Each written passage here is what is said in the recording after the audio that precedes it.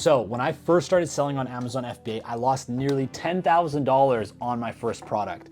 And in today's video, I'm gonna show you guys exactly what that product was. And to be honest, guys, it's a little bit embarrassing. I was just looking at the product right now before I made this video, and there is so many obvious red flags. Like as soon as I look at the product, it's like, man, you actually tried to sell this thing. But obviously, when you're a beginner, you don't know what you don't know.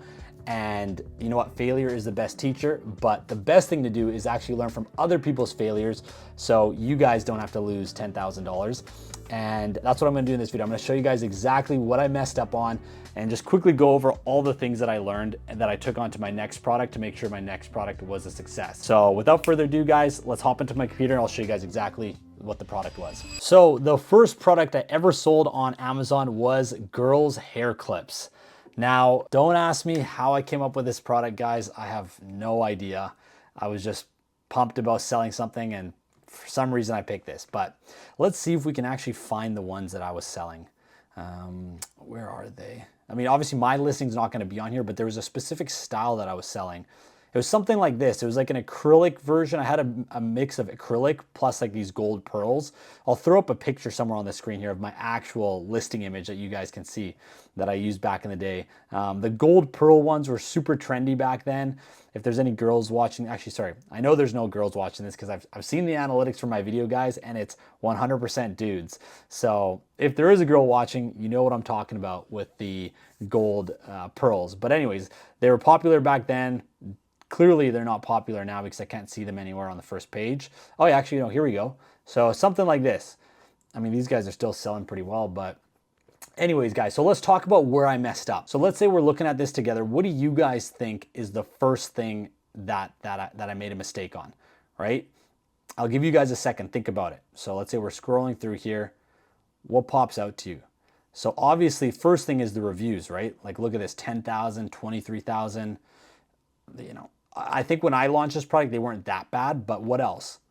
Well, I'll tell you what my first mistake was, guys. Look at the price, $8, $6, $5, whatever. Like, there's no money to be made with these products. Now, I mean, I guess clearly somehow these guys are making some massive sales. Like this guy's doing 71,000. So I don't want to say there's no money to be made, but I bet you his profit margin is like next to nothing because $6, I mean, how much does a product cost? He's got to ship it from China and then you got to pay for ads. Like, you know, maybe for these guys, because they're already at the top, they're making money but for someone like us new to come in and compete with these guys, there's no way. And that was my issue, was that the product was too cheap to sell and I wasn't making any money with it.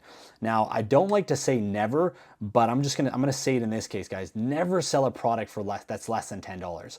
If you guys have seen some of my other videos, I always try to, I say that 20 should be the minimum, but you know, it depends on your profit margin. I think if you're selling a product for like $19.99 and you're still making like over $10 per sale, that's not bad, but usually that's not the case. So it depends. There's certain factors that you got to take into consideration, but I think a good rule of thumb is try to sell a product at least over 20, you know, over 25, you know, that's great. So that was the first mistake that I made.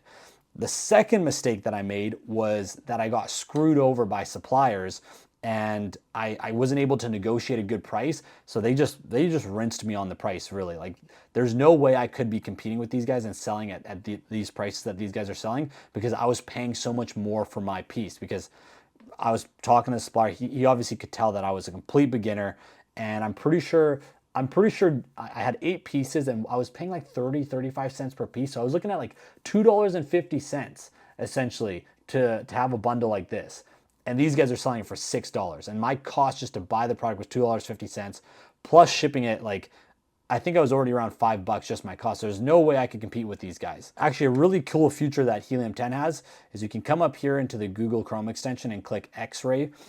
And we're gonna come right up here. So this is showing you all the sales that these guys are doing, how much money they're making, etc., total revenue. But we're gonna come right here, find suppliers on Alibaba. So this is gonna show us the product and how much we would have to pay for it to get it from Alibaba. It's obviously an approximate number, but actually you guys can see here. So that product we were looking at, so 21 cents to 31 cents a piece. Those guys, I think we're doing a bundle of 8. You know, this one's not that bad. This is ridiculous. These guys are trying to sell $2 for that one. I'm pretty sure I saw a bundle of 10 of these for like $5. So like I said, but this is a cool feature. If you guys are doing product research with helium-10, you can just literally come here, get an estimate of what you think products are gonna, what it's gonna cost you to buy the product. So if you know if the product's even worth selling or not. Now, the next mistake that I made was that the product was way too competitive, obviously. We're at the top here. You guys can see that the search volume is 353,000 guys. So that is like really, really competitive. I mean, obviously, yes, they're making a lot of money, but I mean, how are we going to get to the top page competing with these guys with 10,000 reviews, 17,000 reviews, etc.? So the competition, I think you guys probably would have guessed that, was way too competitive. One thing I also want to mention is look at this guy. So with helium-10, you can actually see where the sellers are from. Where are these guys from? China, China, China, China, China. So this is a good tip for you guys. I guess we got one person from Canada here, but China, China, where is that? I have no, oh, Hong Kong, China. So like if you see this, that for me personally is just something, and I'm not saying don't sell a product where it's all Chinese people, but my guess is going to be if you're competing with all Chinese people, it's going to be very difficult to beat them on price. And now that makes sense. Like that's how these guys are able to sell these products for so cheap, because they're probably the factories that are just listing them themselves. So that was, you know, on top of it being very competitive, I'm competing against like, you know, the cheapest guys. There's no way that I can beat these guys on price. Now, the fourth mistake that I made was that I ordered too much inventory. And this is what led to me losing $10,000. I could have launched this product and only lost like $3,000. But at the time when I was first starting, I took a course, and the course said to buy 3 months worth of inventory. So if we come to the top here, you can see that in the last 30 days, 190 units sold. That's like total, but the average is 3,900 pieces. So that was the average per month. So the course said to buy 3 months worth of that. So times that by 3, you're looking at 12,000 units. I think personally I bought around 8,000 units or 10,000 units, I think it was. So that's what led to me spending so much money on the inventory. After that, I never bought 3 months worth of inventory again, because I was like, I'm going to spend 3 months worth of inventory. I could barely get through 2 weeks of inventory. So what I've done since then was I only will buy like maybe, it depends on the product, but I like to stay around 250 to 300 units.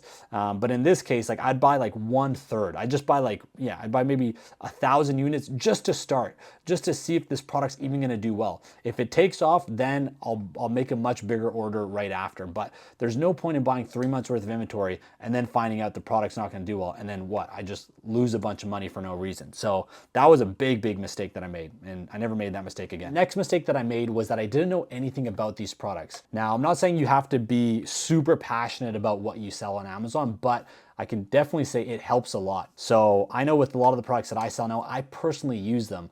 And not only does it make me excited to be able to use the products that I sell, but it also helps when it comes to like product development, like coming up with ideas. If I'm actually using the product on a day-to-day basis, I know what I like about the product, what I don't like about the product. Like I don't wear hair clips, and I'm never gonna wear hair clips. So it's like, I don't even know if they're good hair clips, right? So I had to go and I had to ask my sisters and like see like, hey, do you like this color? And it just, you're not as excited about it versus if it's something that you're personally using. So since then, I've only personally launched products that I like to use. I'm not saying you guys have to, but I bet you it would help you guys a lot if it's something that you actually like or you use personally. And the last mistake that I made that I didn't catch was that this was clearly a trend. As you guys saw when I was scrolling through all those Amazon listings, there's no more of those pearls. Like there's no one selling the products that I was selling anymore. So at the time, it was just a big fad and girls were obsessed with that style. But with things like, you know, there's some hair clips that are just timeless and that'll stick around for all the time.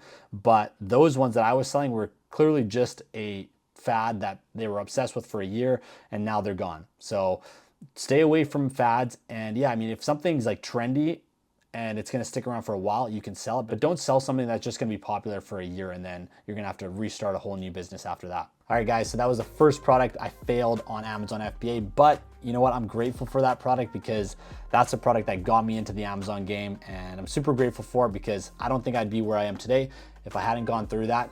But now you guys don't have to lose $10,000 like I did. Just make sure you take notes of what I mentioned in this video and use it. So if you guys got some value from this video, please give it a thumbs up and make sure you guys hit that subscribe button.